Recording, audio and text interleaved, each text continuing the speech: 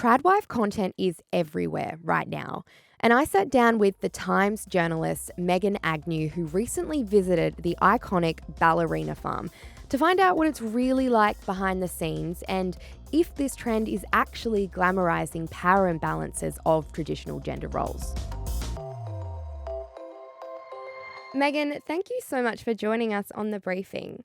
The idea of a traditional wife is nothing new, so what is this fascination with the modern trad wife? So, in the last 2 years, the old trad wives have essentially gone online. So, they are living what used to be this really private, domestic, devoted maternal existence really publicly online. And they're doing it because it looks really pretty, it's sort of quite soothing to watch often, and it's really, really popular. So, what then makes someone a trad wife? Well, it's funny because Hannah Neeleman, who I interviewed, who otherwise is known as Ballerina Farm, doesn't actually define herself as a trad wife, but other people do. And I think really what it is a group of women who promote returning to really traditional gender roles within the household. So the women look after the children and they make food from scratch, and they're really happy to do both. It's all sort of calm and peaceful and beautiful and works really well.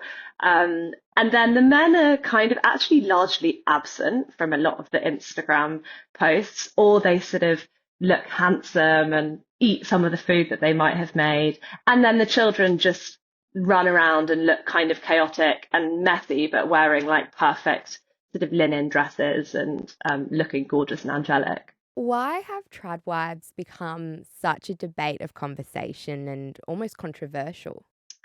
Well, I think in America it's really, really placed within a wider landscape of politics.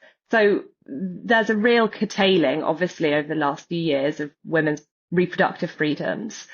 And there's also a really strong narrative, particularly from the Republican Party in this election, of traditional American family values, which is husband, wife, children, husband generally work. I mean, it's really emphasized, particularly by J.D. Vance, calling Kamala Harris a cat lady who doesn't have any children and no stake in the country. So it's really front of mind at the moment. That's heating it up a lot here.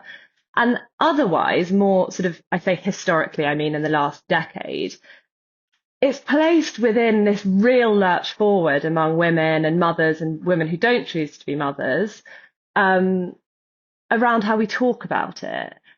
I.e., we're now much more happy to say and feel more comfortable and are allowed to say that some bits of motherhood are not as rewarding as everyone used to say they were, or more of a struggle. And it also comes alongside real emphasis on women in the workplace, i.e., outside of the home. And that's been a tough battle to fight and is still being fought.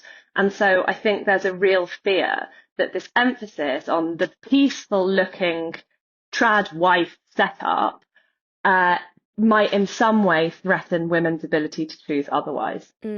So you did mention just before you visited Ballerina Farm, aka Hannah Neeleman.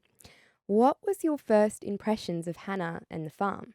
Hannah was so sweet and lovely and kind and tiny and gorgeous. And she kind of spoke like a Kardashian almost. She reminded me of like a little Kardashian, but out in like these Western wilds. It was kind of funny.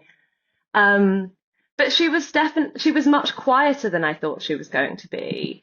And she was much more reserved on the big flash topics which have surrounded her over the last couple of years, which actually did surprise me a bit. And it sort of made me realize that other people politicize her and she's not necessarily involved in pushing back on that. Like I did ask her about it and she doesn't really engage in it that much. She says, this is the life that I've chosen. And that's kind of that. It's not that much more complicated to her. Her husband was more engaged in leading the way when it came to, spoke about abortion and we spoke about gay marriage and we spoke about divorce and those sort of things. And he was more engaged on those topics than she was. He did lead the way on those. Yeah, you did write about saying it was hard to talk to Hannah alone. Why was that? Well, she has 8 children, and they're all homeschooled. Um, and it was extraordinary. I mean, I suppose my reality has been very different to that when I see friends or immediate family with children, in that they do go to work or the children go to there is some reprise and there's some ability to have your own space.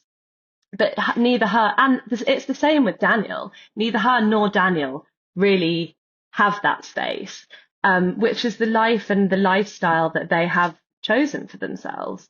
And it was, like it's really, it's amazing that she endures that. And there must be great pleasure in it too. But it's intense. It's really intense. Your article and your story has kind of gone viral across TikTok and socials. What have people been saying in response to the story? A lot of the response, that it's been like 50-50. If you want to scroll through my DMs right now, it's like one extreme or the other. There is no in between. So one side, I've got actually an enormous response from a lot of Mormon women, which I found really touching. And I was so moved to receive a lot of them saying, this felt like a really true representation of the power imbalance and the gender roles within a Mormon marriage. Thank you so much. Other women saying similar who weren't Mormons, that it was an important way of looking at marriage and roles within the household. And then the other side of it has been people saying that as a childless, unmarried woman, I don't have the right to judge her, and that I was overly judgmental of her, which, I'm a journalist and it's my job to go in and ask questions and then put those answers in quotes and what I saw. And of course I went, there was no story written before I arrived. Of course there wasn't. And to suggest that certain people can't write certain stories is ridiculous. And I've never had that with anything else that I've written. I've written on a huge range of honestly, the most random things you can possibly think of. And no one's ever turned around and said, you're not allowed to write about this.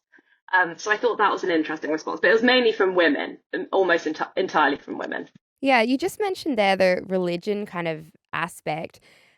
How does religion play into the tradwife life? Well, Daniel and Hannah said that every decision that they made is related to God and their faith.